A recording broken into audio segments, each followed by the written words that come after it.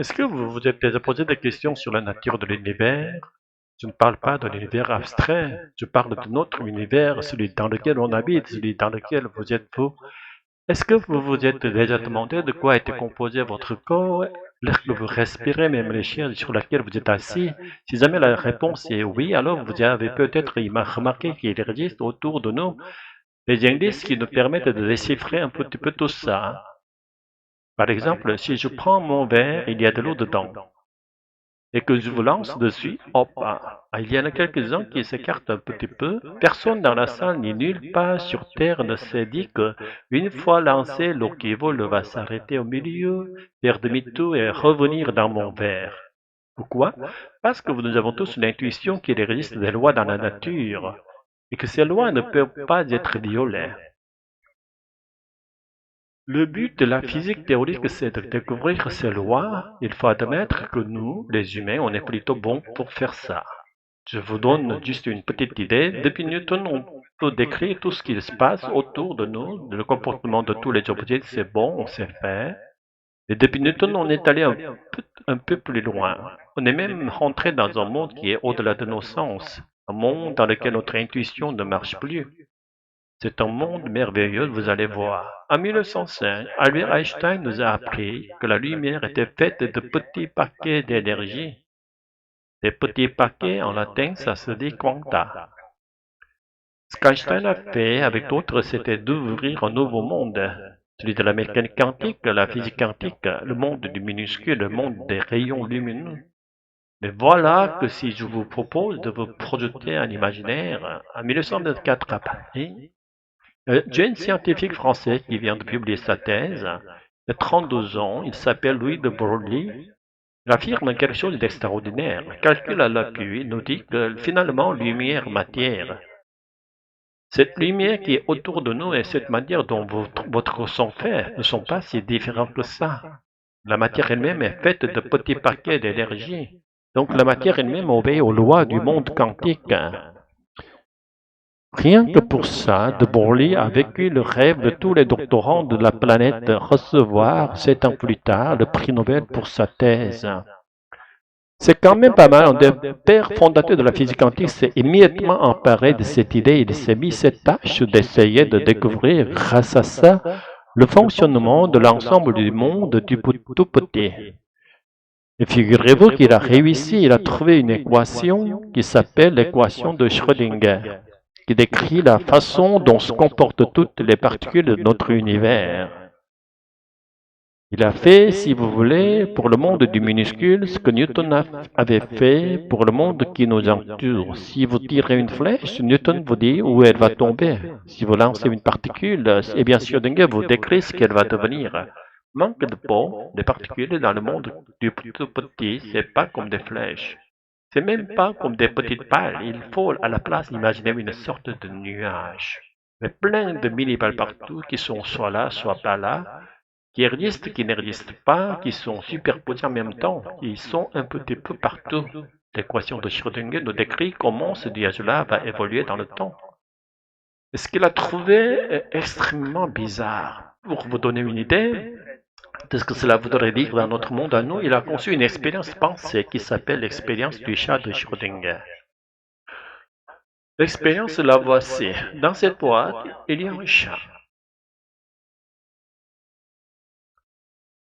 Ah, il dormait peut-être un petit peu. En tout cas, il a un chat. Il n'y a pas qu'un chat. Il n'avait pas l'air très content parce qu'à côté de lui, Schrödinger a mis, moi aussi du coup, une substance radioactive. Une substance radioactive, c'est quoi? Une substance qui peut se casser en deux. C'est pour ça qu'on vous a fait signer une décharge au premier rang. C'est radioactif là-dedans.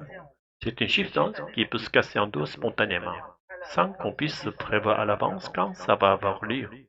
Donc il y a cette petite substance à l'intérieur. Et celle que j'ai mise a une chance sur deux de se casser, de se désintégrer entre maintenant et la fin de l'expérience. Mais il n'a pas fait que ça, Schrödinger. À côté de cette petite substance, il a mis un petit dispositif aussi ingénieux que sadique qui fait que si jamais la substance se désintègre, un poison est libéré, le chat meurt. Si la substance ne se désintègre pas, le chat est tranquille. Les lois de la physique quantique nous disent que tant que je n'ai pas regardé à l'intérieur, tant que je n'ai pas ouvert la boîte, la substance radioactive ne s'est pas désintégrée en même temps. Ce qui veut dire que le poison a été libéré et n'a pas été libéré. Donc le chat à l'intérieur n'est pas mort vivant, mais mort et vivant. Ça paraît complètement absurde, je suis d'accord avec vous, mais c'est ce que disent les maths, ils sont formels. Si les lois de la physique quantique telles qu'on les connaît sont valides, Schrödinger avec son équation dit qu'il y a là-dedans un chat à la fois mort et vivant. Je propose qu'on vérifie tout de suite. Ah, déjà, il n'est pas mort. C'est déjà bien, mais figurez-vous qu'il y en avait qu'un. Comme vous voyez, vous êtes peut-être aussi rassuré que le chat soit vivant et non pas mort, mais moi, ça me perturbe beaucoup. Il n'y a qu'un seul chat à l'intérieur. Parce que je crois aux maths, à la physique qui est derrière, et si les maths disent qu'il devrait y avoir deux chats à l'intérieur, la question c'est, il est passé où le chat mort? Il devrait être là, il n'est pas là, il est où? On peut croire que c'est aussi absurde. Mais des scientifiques sont payés pour essayer de répondre à cette question. Ils ont même été payés pendant des années. Schrödinger a fait cette expérience de pensée. Il l'a publié en 1935. Pendant une dizaine d'années après ça, même presque 20 ans, tous les scientifiques de la planète ont cherché le chaman. Jusqu'à ce qu'un jeune américain du nom de Hugh Everett III arrive avec une solution complètement hallucinante. Il s'est dit que Einstein et Broglie ont raison, ce qui semble être le cas, donc la matière et la lumière sont quantiques. Vu que notre univers entier est fait de matière et de lumière, il n'y a absolument aucune raison que l'univers tout entier ne soit pas lui-même quantique, et donc une superposition d'états lui-même, dans lequel il y a plein de possibles. Ce qu'il veut dire, c'est qu'au moment où j'ai ouvert la boîte, les deux chats étaient dedans avant. Et au moment où je l'ai ouverte, notre univers tout entier s'est scindé en deux. Dans un des deux, celui dans lequel on vivait nous, le chat était vivant, dans l'autre, le chat était mort. Cet univers-là, c'est un univers parallèle au nôtre, qui va vivre sa vie ad vitam aeternam. À la fin d'un discours sur la physique quantique, Einstein a dit à ses élèves, si vous m'avez compris, c'est que je n'ai pas été clair. Eh bien, Hugh Everett n'a pas eu le prix Nobel pour avoir publié ce papier pour sa thèse. Au contraire, il a abandonné la physique en se disant c'est n'importe quoi. Pourtant, il avait peut-être raison, mais pour vérifier ça à son époque, il aurait fallu pouvoir voir des atomes un par un, les voir dans des états superposés, et les expérimenter, de les regarder à son époque expérimentalement, c'était complètement exclu. Et pas à notre époque. À la fin des années 1990, dans les laboratoires de l'école normale à Paris, l'équipe de professeur Haroche a réussi l'exploit de créer une expérience dite du type chat de Schrödinger. Pas avec un chat, mais avec des atomes, des gros atomes et de la lumière. Ce qu'il a vu dans son expérience, c'est que les atomes étaient dans des états superposés, l'équivalent d'un chat à la fois mort et vivant.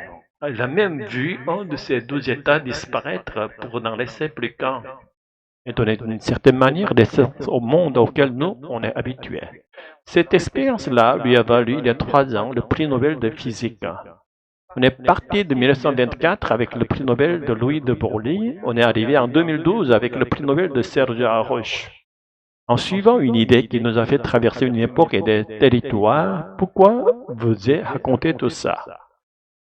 Pourquoi a-t-on suivi les élucubrations de tous les scientifiques à moitié fous qui parlent de chats à la fois morts et vivants et de l'univers parallèle partout? Ça nous sert à quelque chose. Honnêtement, je comprendrais très bien que vous ne compreniez pas du tout pourquoi on finance la recherche. Il se trouve que vous auriez tort. Les découvertes de Broglie et de l'équation de Schrödinger sont nées tous les objets que vous utilisez aujourd'hui. Les ordinateurs, les téléphones portables, les lagers, quasiment tous les outils médicaux que vous pouvez trouver dans les hôpitaux.